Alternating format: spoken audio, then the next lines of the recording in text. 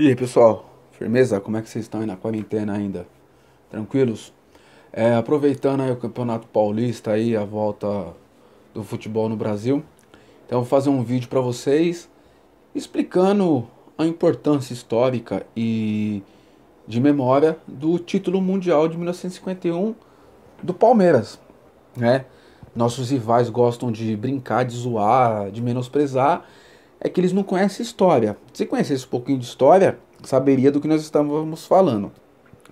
O Palmeiras ele foi o primeiro brasileiro a ganhar um título mundial, a ganhar um título fora das fronteiras, a ganhar um título internacional. Isso aconteceu no dia 22 de junho de 1951, no Maracanã, contra a Juventus, que era um baita time. Vamos lembrar que a Itália era bicampeã mundial, né? Tinha um timaço. O campeonato de 51 não era igual à Copa Toyota, que São Paulino e Santista, gremista, gosta de falar que é só um jogo. Foram dois grupos com quatro times, se classificavam para semifinal, para final. O Palmeiras enfrentou o Vasco, que era uma seleção. Tinha o Nice da França, que era um timaço. Tinha o Nacional do Uruguai. O pessoal gosta de menosprezar o futebol do Uruguai, mas o Uruguai à época, né, a Celeste, tinha sido bicampeã olímpica e já tinha sido era a seleção que ganhou o primeiro campeonato, a Copa do Mundo em 1930.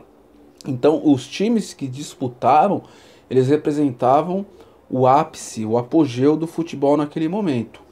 Mas qual que é o contexto histórico do Campeonato Mundial de 1951? E como é que o Brasil se insere nesse contexto, né? A FIFA tinha organizado a Copa do Mundo a partir de 1930 e, como nós sabemos, de 4 em 4 anos. Quando em 39 começa a Segunda Guerra Mundial, por conta da Segunda Guerra Mundial, nós não tivemos a Copa de 42 e nós não tivemos a Copa de 46. Então, por conta desse conflito, os eventos esportivos, não apenas de futebol, eles foram paralisados, algo que é completamente normal. E quando a guerra acaba, né, aí chega a guerra acabou em 45, a vida ela volta ao normal, ela começa a se estabelecer e a FIFA ela vai reorganizar o campeonato de 1950.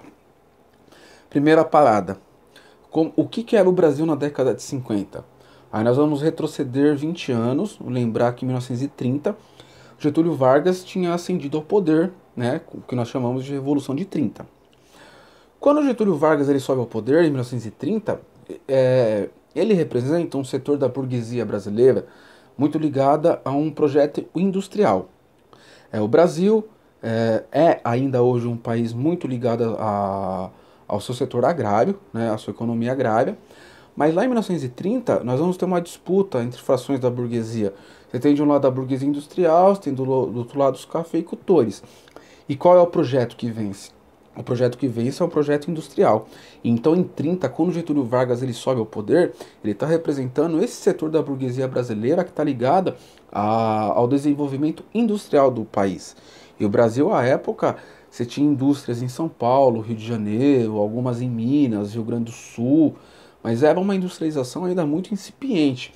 Por mais que nós tivéssemos na época muitas reivindicações da classe trabalhadora, que também nesse bojo já estava lutando pelos seus direitos.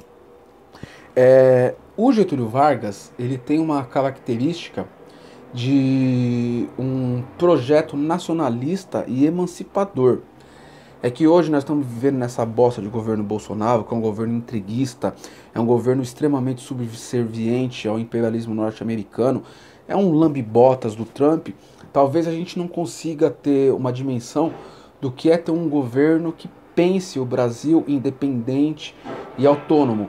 O Getúlio Vargas, ele quando sobe ao poder, ele vai ter um projeto de emancipação política do Brasil.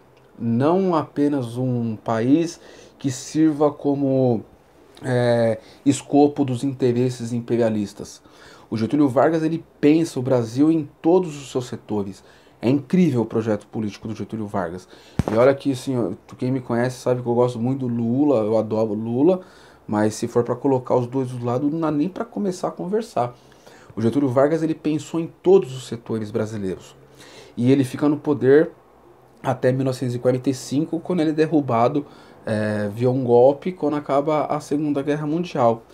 Mas o que que acontece? O Brasil, nesse momento, ele está tentando se colocar como uma nação mais que independente, como um protagonista mundial, tendo como uma relevância a América do Sul, né?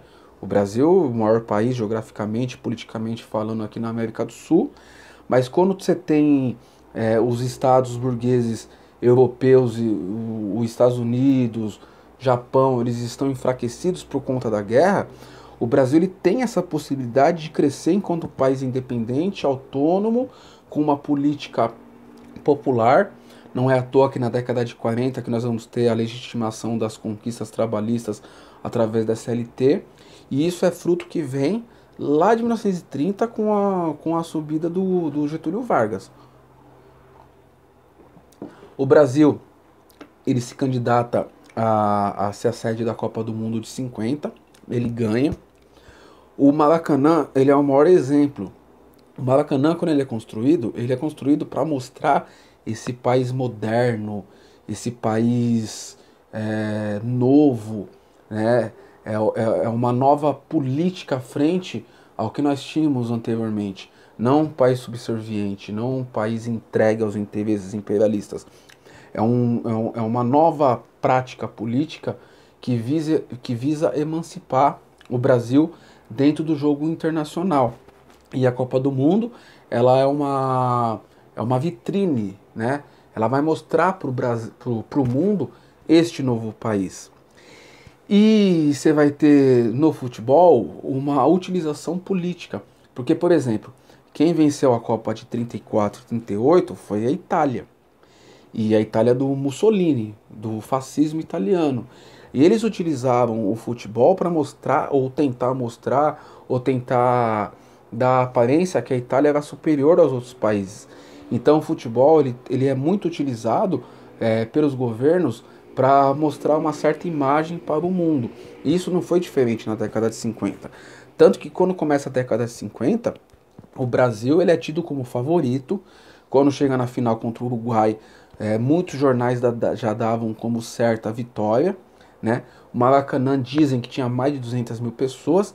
E quando nós perdemos para o Uruguai, não dá para imaginar, eu não consigo imaginar a dor que foi na alma dessas pessoas. Eu assisti Brasil e Alemanha em 2014, o 7-1. O 7-1 é fichinha, o 7-1 é uma biribinha perto do que foi o Maracanazo em 1950. E vai ser daí que depois o Nelson Rodrigues ele vai começar a cunhar o termo complexo de vira-latas. Então veja, o Brasil ele aparentava ser uma nação independente, desenvolvida, autônoma, um gigante dentro das relações internacionais, e a Copa do Mundo iria mostrar esse perfil do brasileiro, não apenas político, mas um perfil de mentalidade. O brasileiro conquistador ganhando a Copa. E o que acontece? Nós perdemos a Copa para o Uruguai. E aí começa esse complexo de vira-lata, que é basicamente a mentalidade do brasileiro se sentir inferior a qualquer coisa que vem de fora. Isso você vê até hoje. Você vê essa molecada, essa juventude, acha que ter um tênis Nike, Adidas, é muito melhor porque vem lá dos Estados Unidos. E isso, a perda do Mundial, da Copa do Mundo de 50, afeta a alma do brasileiro. E a CBD, né, que a antiga, não é antiga, ela vai ser depois substituída pela CBF, ela vai fazer o quê? Ela vai organizar um campeonato de clubes, porque você tinha o Maracanã, aquele estádio gigantesco, lindíssimo, o Maracanã, o templo do futebol, para tentar resgatar essa positividade, para resgatar o brilho do brasileiro. O Palmeiras foi campeão paulista, o Vasco foi campeão do Carioca e nós somos os dois representantes. Na final contra a Juventus, estima-se que tinha aproximadamente 150 mil pessoas no Maracanã.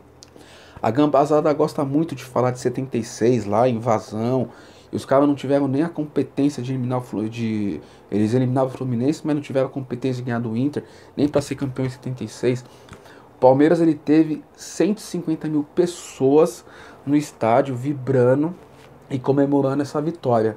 E quando acabou o jogo, o Rio de Janeiro inteiro estava verde. Quando o Palmeiras voltou para São Paulo, o trem parou em todas as estações. Quando chegou no que hoje é o Brás, lá no Museu do Imigrante, você tinha mais de 1 milhão de pessoas. Porque essa vitória do Mundial do Palmeiras, ela resgatou a alma que nós já havíamos perdido um ano antes, quando nós perdemos a final do Mundial para o Uruguai. Então, o título mundial do Palmeiras, além de ser o maior título por conta da dificuldade esportiva, ele tem que ser resgatado na memória do povo brasileiro, porque ele vai permitir que em 1958, na questão de mentalidade, a gente fosse para a Suécia e tivesse o nosso primeiro título mundial. O título do Palmeiras 51, ele entra no que nós chamamos de história das mentalidades. Nós havíamos perdido em 1950 e a mentalidade da população estava nesse complexo de vira-latas. Mas com o título de 51, título mundial interclubes, nós palmeirenses conseguimos resgatar isso. E o que a gente sente ser palmeirense, por um breve momento, o Brasil conseguiu aos pouquinhos, né, bem pouquinho, perceber o que é ser palmeirense. Então, é pouca ideia. O maior título da história desse país, de clubes, é o Mundial de 1951. E se você não concorda, é problema seu. Vai estudar história. Falou, pessoal.